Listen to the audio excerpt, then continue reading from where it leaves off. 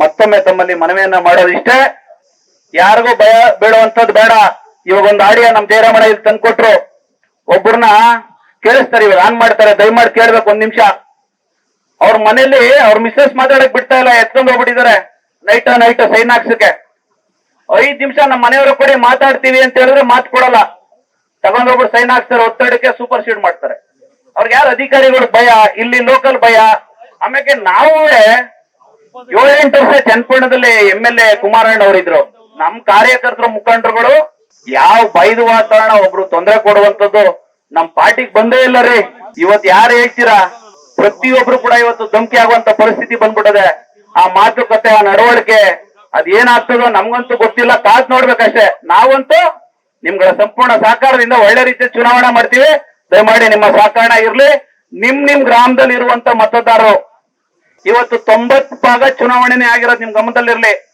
Party ಲೆಕ್ಕಾಚಾರದಲ್ಲೇ ಚುನಾವಣೆ ಆಗಿರುವಂತದ್ದು. ಆ ಮತದಾರನ ಕರ್ಕ ಬಂದು ಮತವನ್ನ ಮಾಡ್ಲಿಕ್ಕೆ ನೀವೆಲ್ಲ ಸಂಪೂರ್ಣ ಸಹಕಾರ ಕೊಡ್ಬೇಕು. ಇವಾಗ ಸರ್ಕಾರ ಇದೆ ಅಂತೇಳಿ ಅವ್ರ ಆಮಿಷ ಒಡ್ತಾರೆ, ಏನೇನೋ ಒಡ್ತಾರೆ. ಅಲ್ಲೆಲ್ಲ ಹೋಗಿದ್ರಂತೆ, ಅದೆಷ್ಟು ಲಕ್ಷ ಬೇಕು ಗ್ರಾಂಟ್ ಕೊಡ್ತೀನಿ, ನಮ್ಗೆ ಇವಾಗ ರೆಡಿ ಇದೆ, ನಮ್ಗೆ ಓಟ್ ಹಾಕಿ ಅಂತ ಹೇಳ್ಬಿಟ್ಟು ಕೂರ್ಸಿರಂತೆ ನ್ಯಾಯಕ್ಕೆ. ವೀರೇಗೌಡನ್ ದುಡ್ಡಿ ಹೇಳ್ತಿದ್ದಾರೆ. ಹಾಗಾಗಿ ಇದು ಒಂದಲ್ಲ ಒಂದ್ ರೀತಿ ಅಪಪ್ರಚಾರ ಮಾಡ್ತಾರೆ. ಭಯ ಬೀಳೋದ್ ಬೇಡ, ನಾವಿರ್ತೀವಿ, ಏನ್ ತೊಂದ್ರೆ ಇಲ್ಲ ನಿಮ್ಗಳ ಜೊತೆ ಸಂಪೂರ್ಣ. ಯಾಕಂದ್ರೆ ನಾವು ಕರೆಕ್ಟ್ ಆಗಿದ್ದೀವಿ. ಯಾರ ಹತ್ರ ಏನಾರ ಇಷ್ಟೊತ್ತು ನಾವು ಸಣ್ಣ ಪುಟ್ಟ ತಪ್ಪು ಮಾಡಿದ್ರೆ ನಮ್ಮನ್ನು ಬಿಡ್ತಿರ್ಲಿಲ್ಲ ಇಷ್ಟೊತ್ತಿಗೆ. ಹಾಗಾಗಿ ನಾವು ಇರೋದ್ರಲ್ಲಿ ಪ್ರಾಮಾಣಿಕವಾಗಿ ನಿಮ್ಮ ಭಯದಲ್ಲಿ ನಾವು ಪ್ರಾಮಾಣಿಕವಾಗಿ ಇವತ್ತು ಕೆಲಸ ಮಾಡ್ತಾ ಇದ್ದೇವೆ. ಮುಂದೇನೂ ಕೂಡ ನಿಮ್ಗೆ ಅದೇ ರೀತಿ ಮಾಡ್ತೇವೆ. ದಯಮಾಡಿ ನಿಮ್ಮ ಸಂಪೂರ್ಣ ಸಹಕಾರ. ದಯಮಾಡಿ ಆ ವಿಡಿಯೋಕ್ಕೆ ಆಡಿಯೋ 1 ನಿಮಿಷ ಕೇಳ್ಬೇಕು ನೀವು ಇವಾಗ. ಹಲೋ, ಹೊರಗಡೆ ಬಾ ನೀನು, 1 ನಿಮಿಷ ಹೊರಗಡೆ ಬಾ ನೀನು.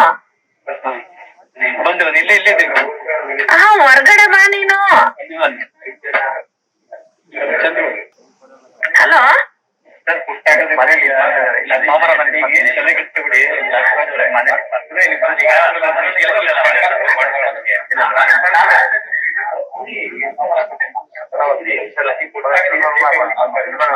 ಇಲ್ಲ, ನಾನ್ ಮಾತಾಡ್ಬಿಟ್ಟು ಆಮೇಲೆ ಕಳಿಸ್ತೀನಿ, ಬಾ ನೀನು.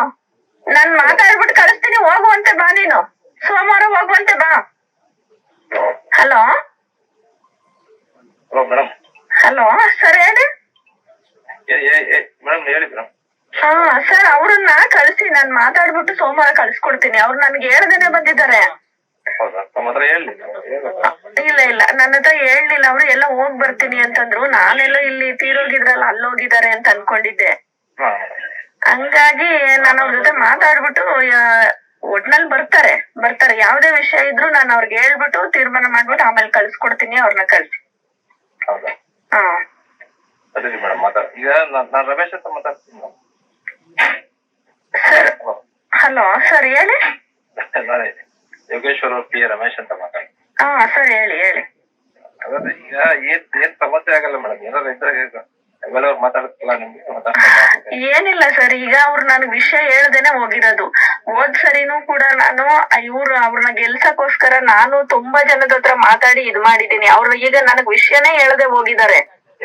ಅಲ್ಲ, ನನ್ನ ಬಗ್ಗೆ ಅವ್ರನ್ನ ಕೇಳಕ್ ಹೇಳಿ ಸರ್. ನಾನು ಯೋಗೇಶ್ ಸರ್ನು ಮೀಟ್ ಮಾಡಿದೀನಿ, ಮೊದ್ಲೆಲ್ಲ ಮೀಟ್ ಮಾಡಿದೀನಿ ಸರ್. ನಾನು ತಾಲೂಕ್ ಆಫೀಸಲ್ಲೇ ವರ್ಕ್ ಮಾಡ್ತಿದ್ದವಳು. ಹಂಗಾಗಿ ಅವ್ರ ವಿಷಯನ ನನಗೆ ಯಾವ ವಿಷಯನೂ ಹೇಳ್ದೇನೆ ನಾನು.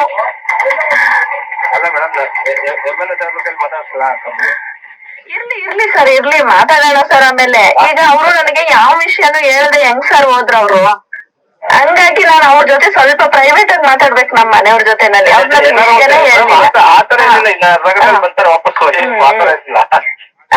ಈಗ ಇದನ್ನ ಸ್ವಲ್ಪ ಮುಂದುವರ್ಸಿ, ಅಂದ್ರೆ ಮುಂದಕ್ಕೆ ಹಾಕಿ, ಒಂದ್ ಸೋಮವಾರ ತನಕ ಹಾಕಿ. ಸೋಮವಾರ ತನಕ ಹಾಕಿ ನಾನ್ ಮಾತಾಡ್ಬಿಟ್ಟು ಡೆಫಿನೆಟ್ಲಿ ಅದೇನಿದೆ ಅಂತ ಬೇಕಾದ್ರೆ ನಾನ್ ನಿಮ್ಗೆ ಇನ್ಫಾರ್ಮೇಶನ್ ಕೊಡ್ತೀನಿ. ಎರಡೆರಡು ನಿಮಿಷ ನಿಮ್ಗೆ ಮಾತಾಡ್ತೀನಿ, ಏನ್ ತೊಂದ್ರೆ ಇಲ್ಲ. ಬೇರೆ ತರ ತಿಳ್ಕೊಂಡ್ಬಿಟ್ಟಿರ, ಏನಿಲ್ಲ. ಆಯ್ತು ಸರ್, ಆಯ್ತು. ಇವತ್ತು ಇವರು AR ಆಫೀಸ್ಗೆ ಹೋಗ್ತಾರೆ, 15 ದಿನ ಅವತ್ತು ಸೈನ್ ಹಾಕ್ಸ್ಕೊತಾರೆ. ಅವ್ರು ಹೇಳ್ತಾರೆ ಮಿಸಸ್ ಬೇಡ ಅಂತ ಹೇಳಿ ಹಳೆ ಡೇಟ್ ಹಾಕ್ತಾರೆ. ಅದೇ ವ್ಯಕ್ತಿ ಇವತ್ತು AR ಆಫೀಸ್ ಅಲ್ಲಿ ಹೋಗಿ ಕಂಪ್ಲೇಂಟ್ ಕೊಟ್ಟು ಇವತ್ತು ಅವ್ರದೇ ಕೇಸ್ ಫೈಲ್ ಮಾಡ್ತಾ ಇದೀವಿ. ಇದೇ ರೀತಿ 5 ಸಂಘನೂ ಕೂಡ ಇವತ್ತಿನ ಡೇಟ್ ಅಲ್ಲಿ ಬರ್ಸ್ಕೊಂಡು, ಅದು ಅವ್ರು ರಾಜೀನಾಮೆ ಕೊಟ್ಟಿದ್ರೆ ಪರವಾಗಿಲ್ಲ, ಖಾಲಿ ಸೈನ್ ಯಾರೋ 3ನೇ ವ್ಯಕ್ತಿ ಲೀಡರ್ಗಳ ಕೈಲಿ ಕೊಡುವಂತದ್ದು, ಅದನ್ನ ತಗೊಂಡೋಗಿ ಅಂಗೀಕಾರ ಮಾಡುವಂತ ಕೆಲಸ ಮಾಡ್ತಾರೆ. ಚಿಕ್ಕವಿಟ್ನಹಳ್ಳಿ ಸೇಮ್ ಇವತ್ತು ವಾತಾವರಣ ಆ ರೀತಿ ಸೃಷ್ಟಿ ಮಾಡೋರೆ. ದಯಮಾಡಿ ನಿಮ್ಮಲ್ಲಿ ಆತರ ಏನಾರ ಸಮಸ್ಯೆ ಇದೆ, ಇನ್ನ ಕೂಡ ಯಾವ್ದೋ ಒಂದ್ 2-3 ಸಂಘ ಸೂಪರ್ ಸೀಡ್ ಮಾಡ್ತೀನಿ ಅಂತ ಹೇಳಿ ಚರ್ಚೆ ಮಾಡ್ತಿದ್ರಂತೆ. ಅದು ಗಮನದಲ್ಲಿರ್ಲಿ. ಯಾವ್ದಾನ ಇದ್ರೆ ನಮ್ಮ ಆಡಳಿತ ಮಂಡಳಿಯವರು ಸಭೆ ಕರೀರಿ. ಕಾರ್ಯದರ್ಶಿ ವಿಶೇಷವಾಗಿ ಜವಾಬ್ದಾರಿ ಸ್ಥಾನದಲ್ಲಿ ಇರ್ತಾರೆ. ಆತರ ಏನಾರ ಇದ್ರೆ ಅಧ್ಯಕ್ಷರು ಗಮನಕ್ಕೆ ತರಬೇಕು.